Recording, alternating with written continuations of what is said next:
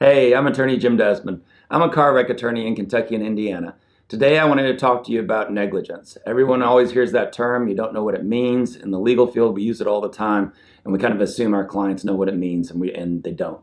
Okay, so car wrecks, we hear fault. Fault, negligence, very similar, pretty much the same thing. What you need to understand about negligence is this.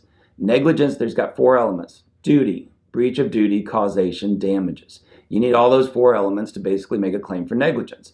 When you're proving a car wreck case, that's what you're doing, is you're making a claim for negligence against the other person. So think about it. If you're turning left in front of somebody else, who's got the right of way? The other guy, right? So if you turn left and you didn't make sure you cleared that intersection and you caused that accident, what'd you do? You had a legal duty to yield the right of way to him.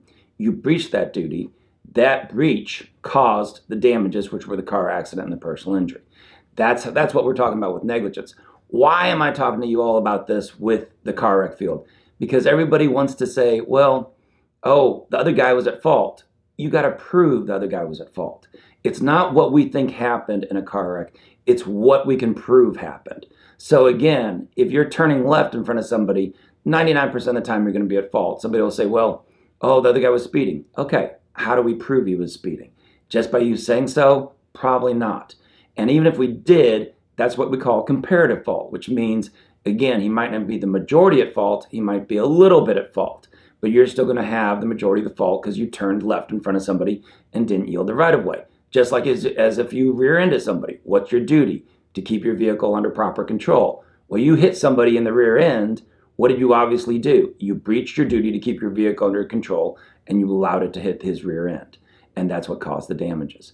The idea of being very simple for you all as consumers, you got to be able to show negligence against the other person. So when you call an insurance company or if you call an attorney, that's one of the first things we're asking is how did the accident happen, so we can see, can we prove negligence? Because if we can't recover in your personal injury claim, much less your car wreck claim or your loss of use claim. So if you have any, I hope this helped. If you have any further questions, you don't hesitate to give me a call. My cell phone's below. It's attorney Jim Desmond. If you like the video, do me a favor, share it with people and subscribe to the channel. Thanks again. You all have a good day.